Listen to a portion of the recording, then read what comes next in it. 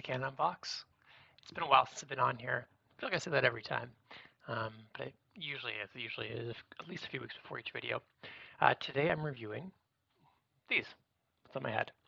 Usually I don't use a headset, but I thought the best way to review these would be for you guys to hear the sound quality of these. So these guys are the Jabra Evolve2. These are really targeted as workset headphones and microphone for someone who's working in a busy spot. So the big features of it, very broadly speaking here, over-the-ear headsets, boom mic that goes up or down,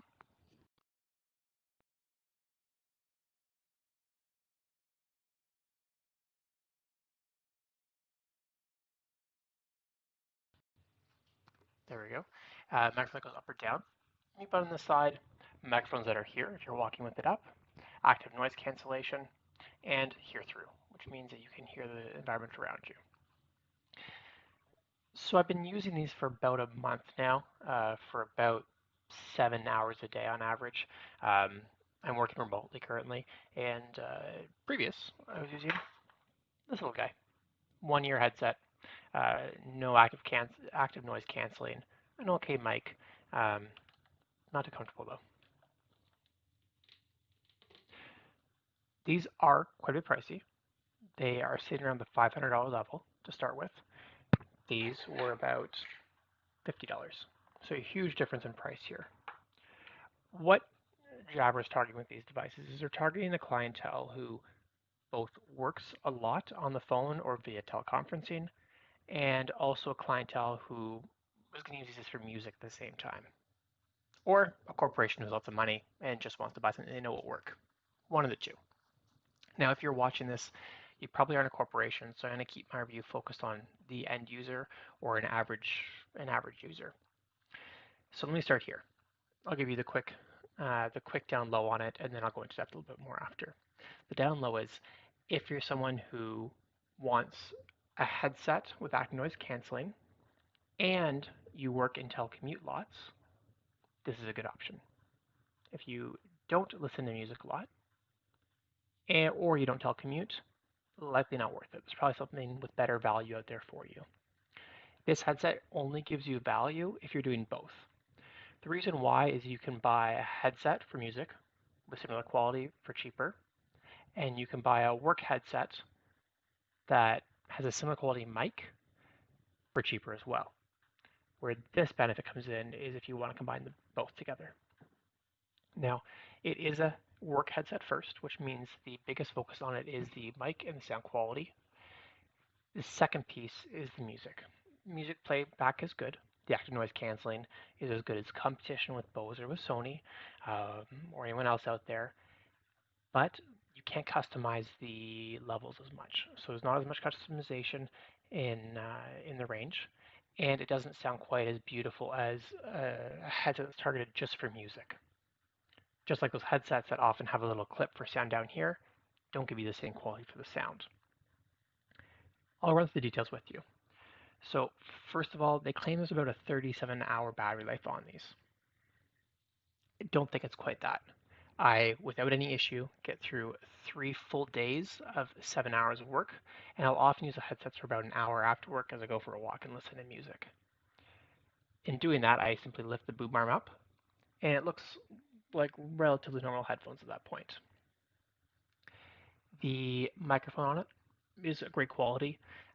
Doing tests on it, the active noise canceling and the distortion control do a great job when you're calling somebody. So doing test calls, I've called others both in the office here and outside in areas that have loud background noise.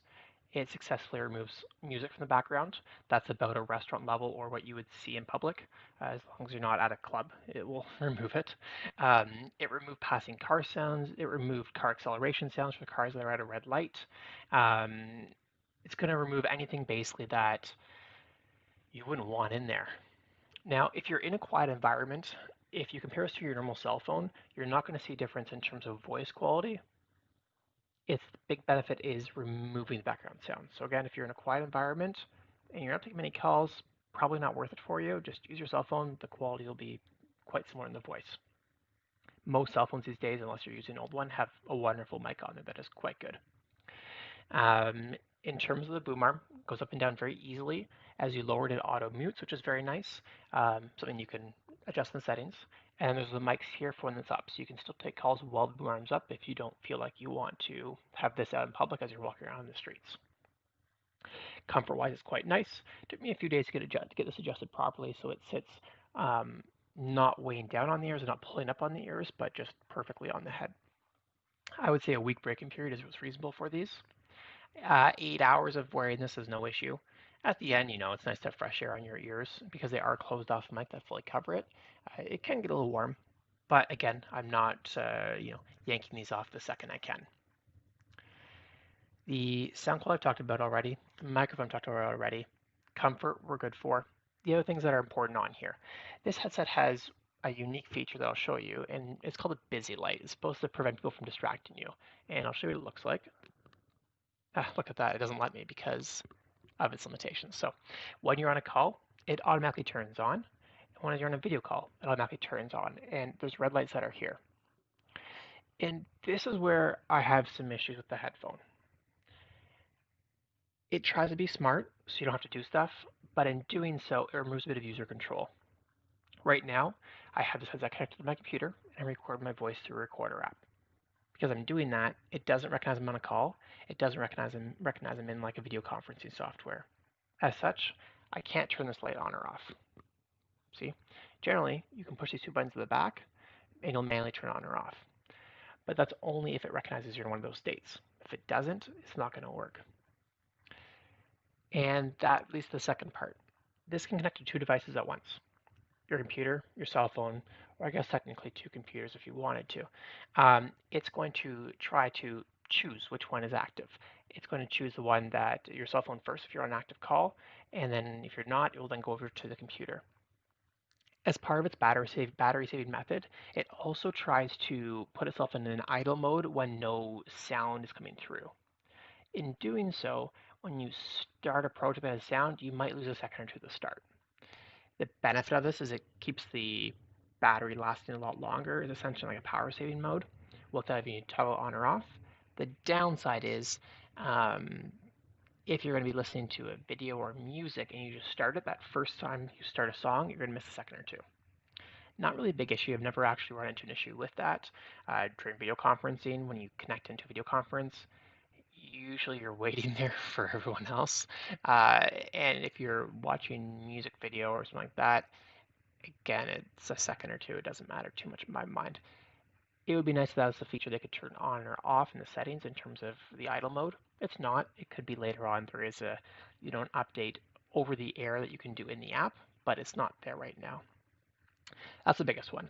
The other nice thing that'd be nice if they could fix or add to that would be the ability to toggle between the channels.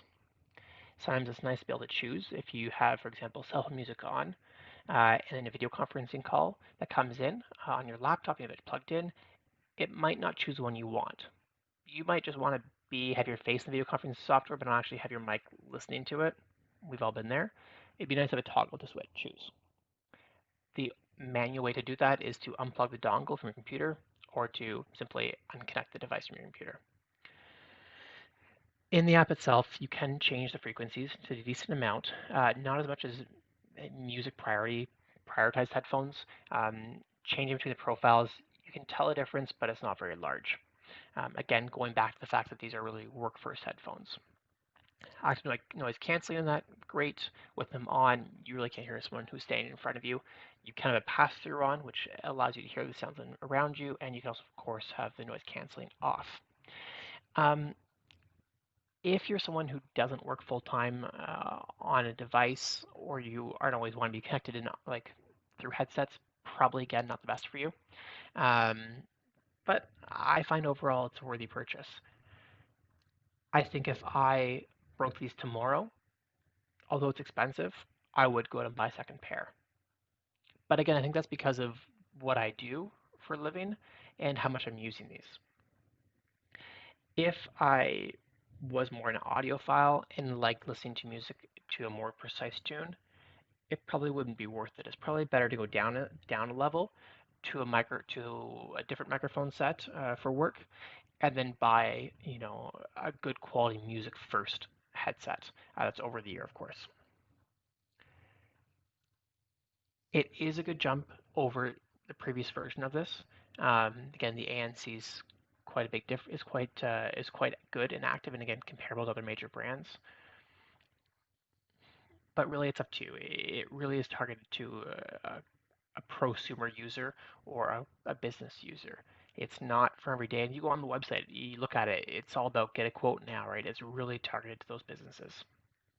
If you have any questions, shoot below. I would give it a 4.5 out of 5 in terms of rating. The one thing I didn't like, of course, is with the smart features trying to predict where you're going to be, it takes away a bit of control on your side. Everything else, the sound quality, the microphone quality, this piece that goes up and down the boom, wonderful. And as you know, Jabra's a solid company. They've been around for a long time, so you're not really getting, something unknown there. Anyways, again, like I said, any questions, comment below. I'm happy to answer them. And thanks for watching Canada Unbox.